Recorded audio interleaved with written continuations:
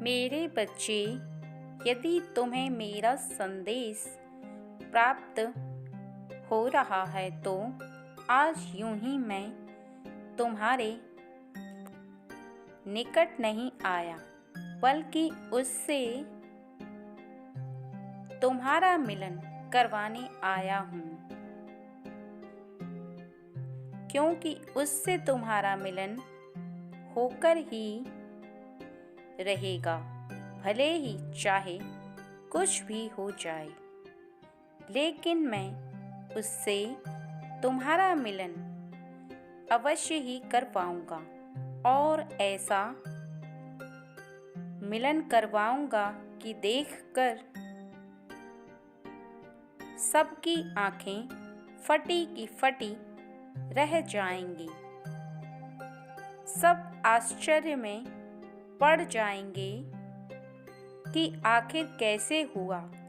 मैं यह भी तुम्हें बताना चाहता हूँ कि उससे मिलन होने में ज़्यादा समय शेष नहीं है, कुछ ही समय शेष है। यदि तुमने कोई गलती नहीं की तो निश्चित ही तुम्हारा उससे मिलन हो जाएगा। इसलिए मैं भी यही चाहता हूँ कि उससे तुम्हारा मिलन हो जाए। लेकिन तुम इसके साथ ही ऐसी कोई गलती ना करो जिससे कि तुम दोनों के मिलन में कोई बाधा उत्पन्न हो। इसलिए आज मैं तुम्हारे समक्ष तुम्हें कुछ बातें समझाने और बताने आया हूँ, क्योंकि जैसे ही तुम्हारा उससे मिलन होगा, सबसे ज़्यादा खुशी मुझे होगी, क्योंकि अपने बच्चों की किसी भी खुशी के लिए उसके पिता को सबसे पहले खुशी होती है।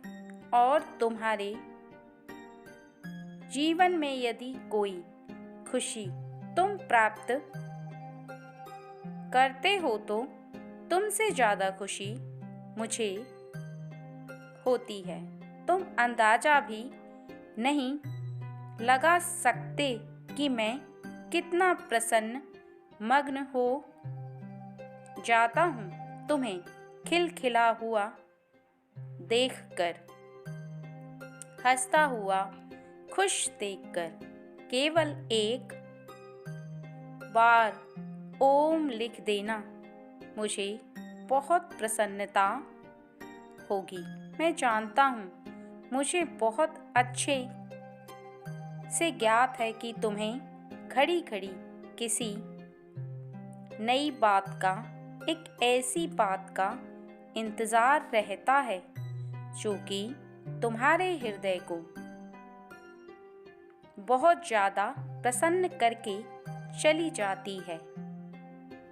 अपने प्रेम का, ईश्वर की भक्ति का और अपने काम का, इन तीनों का तुमसे बहुत ज़्यादा गहरा संबंध है, और बहुत ज़्यादा इन तीनों चीज़ों को तुम बहुत ज़्यादा प्रेम करते हो।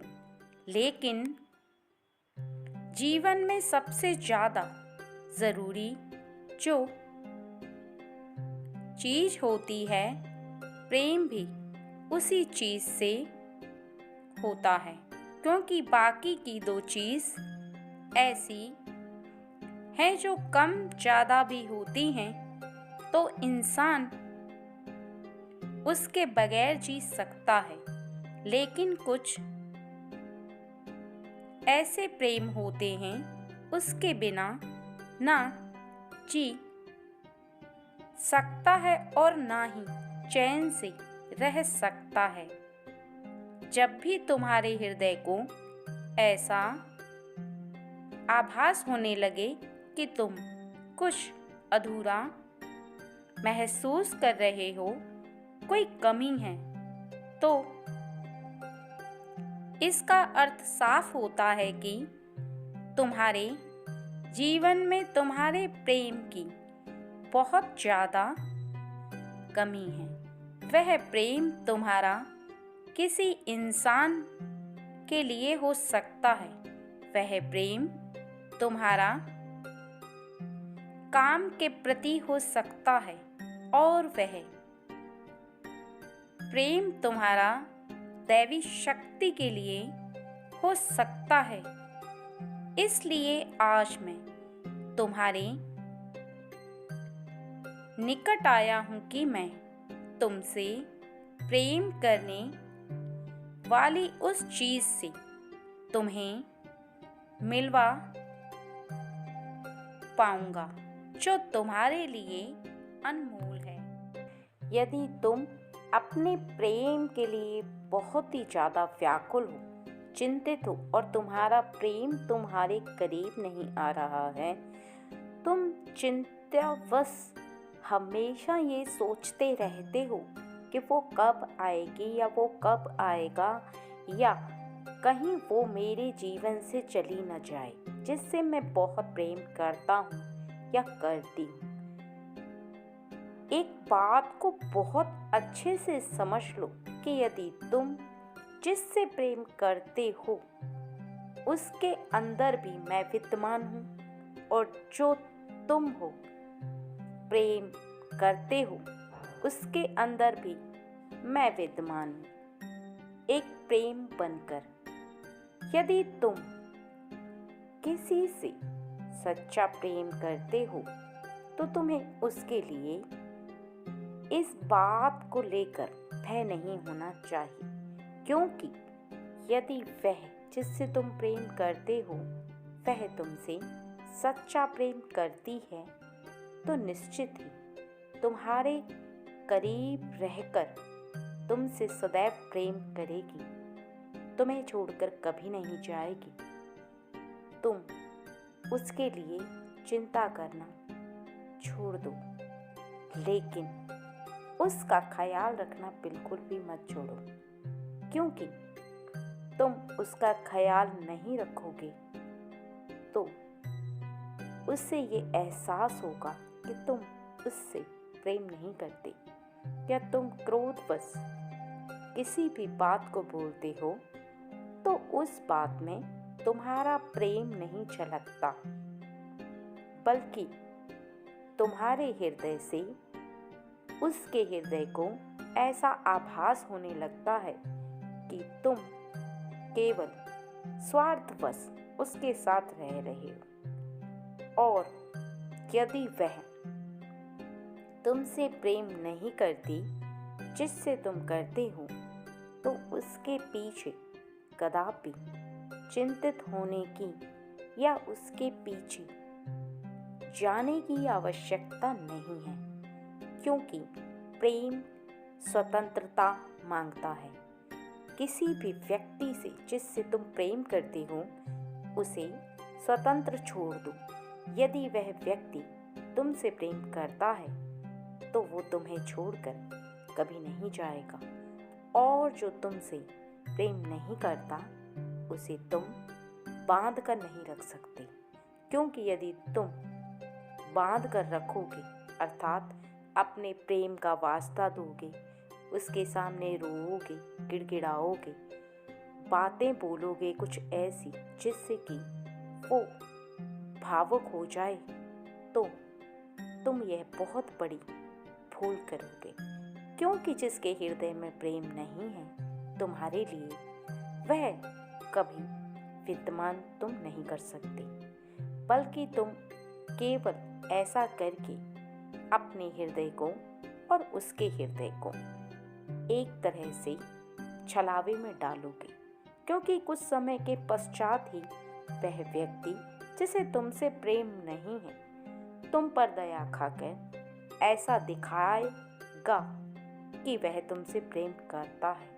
लेकिन सच तो ये है कि प्रेम ना तो किसी के बंधन में होता है और ना ही जबरदस्ती करने से होता है। जितना तुम उसे स्वतंत्र छोड़ोगे, जितना तुम उसे स्वतंत्र छोड़कर खुश रखोगे, वह तुम्हारे पास दौड़ी चली आएगी, तुम्हारे बिना रह नहीं पाएगी। तुम उसे जितनी खुशियाँ दोगे, पूरे संसार में उसे कोई नहीं दे पाएगा। जितना प्रेम तुम उसे करोगे, उसे कोई इतना प्रेम नहीं कर पाएगा। और फिर वो इसी प्रेम वश तुम्हें छोड़कर कभी भी कहीं भी नहीं जाएगी। इसलिए तुम्हारा प्रेम है, सच्चा है, वो तुम्हारे पास ज़रूर आएगा। दूसरा, अगर तुम अपने काम के प्रति प्रेम रख रहे हो और तुम्हें काम जो मिल रहा है तुम्हें पसंद नहीं है, या तुम्हें पसंद तो है लेकिन तुम उस ऊंचाइयों को नहीं छू पा रहे जिनको तुम छूना चाहते हो, तो जो कहता हूँ उसे ध्यान से सुनो। किसी भी काम को करना और उस पर विचार करना, दोनों चीज़ें तुम्हें आनी चाहिए। क्योंकि किसी भी काम को करने से पहले यदि तुमने पूर्ण रूप से विचार कर लिया, उसे समझ लिया, उसके बारे में बहुत बारीकी से जानने के पश्चात तुम्हारे हृदय को ऐसा आभास होगा कि तुम उस पर काम कर सकते हो, बिना स्वार्थ, बिना किसी वजह के, तो तुम लंबे समय तक उस पर काम करके कुछ अनुभव प्राप्त करोगे और फिर उस पे तुम सफलता प्राप्त करोगे। लेकिन यदि तुम किसी ऐसे काम को चुनते हो जिस काम से तुम्हें प्रेम ही नहीं है, तो तुम अपना समय व्यर्थ गवाओगे। कुछ समय उस काम पर प्रयास तो करोगे लेकिन सफल नहीं हो सकते, क्योंकि सफलता केवल उस कार्य में प्राप्त होती है जिस कार्य से तुम्हें प्रेम हो। क्योंकि ऐसे ही कार्य को तुम लंबे समय तक करते जाओगे, अपना मन लगाकर करोगे, उसमें तुम्हारी रुचि बढ़ेगी दिन प्रतिदिन, और तुम उस कार्य को करने के लिए सबसे खास बात प्रसन्न मन करोगे।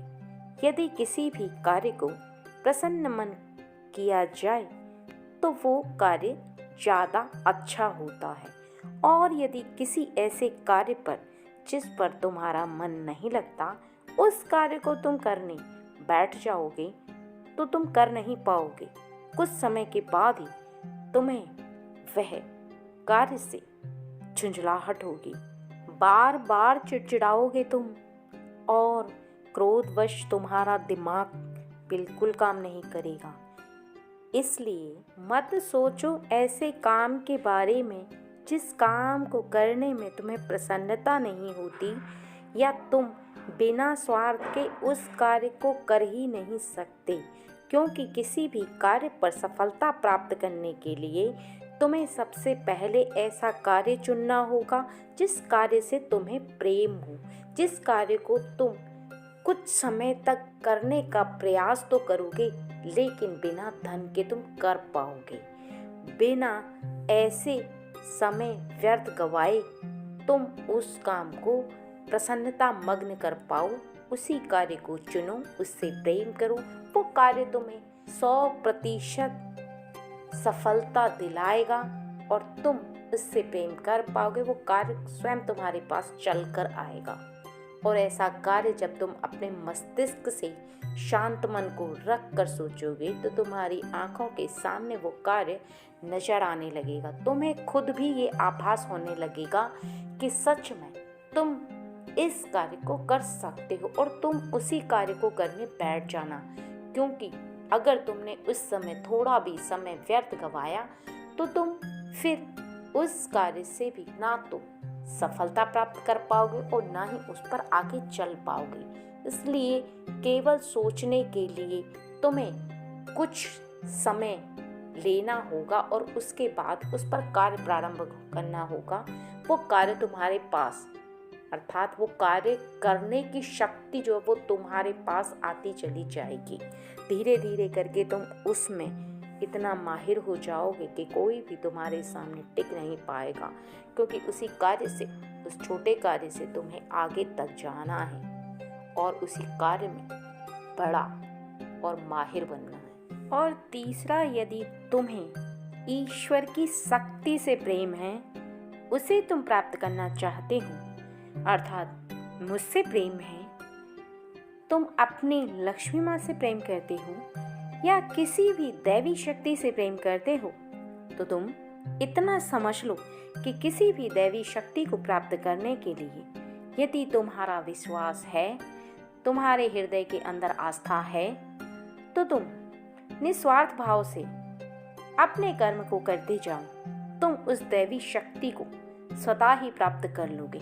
उसकी हर शक्ति को प्राप्त करने की ताकत तुम्हारे अंदर तभी विद्यमान हो जाएगी जब तुम अपने सभी धर्मों को निभाते हुए किसी भी दैवी शक्ति से प्रेम करोगे, और तुम हर उस इंसान से प्रेम करोगे, हर उस पेड़ पौधे, फूल पत्ती जो भी पृथ्वी में विद्यमान है, जो दैवी शक्ति ने उत्पन्न की है, उन सभी से प्रेम करोगे, तो दैवी शक्ति को प्राप्त करना तुम्हारे लिए बहुत ही आसान है, क्योंकि मैं हर कण कण में वास करता हूँ, पीपल के पेड़ में वास करता हूँ, हर कंकड़ में वास करता हूँ, हर मूर्ति में वास करता हूँ और हर जगह विद्यमान हूँ। तुम जहाँ मुझे देखोगे मैं वहाँ हूँ। लेकिन बस इस बात का स्मरण रखो कि किसी भी व्यक्ति के समक्ष जब तुम रहो तो तुम्हारी निगाह में बस प्रेम होना चाहिए। बस वो प्रेम का बंधन तुम किसी के साथ भी बांधो जो निस्वार्थ हो। उसके अंदर गलत भावना नहीं होनी चाहिए और ना ही ऐसा होना चाहिए कि तुम किसी के प्रति छल करो। सबके साथ खुशी से रहना, आंसू केवल मुझे दिखाना। सबके साथ खुशियां बांटना, परेशानी केवल मेरे साथ बांटना।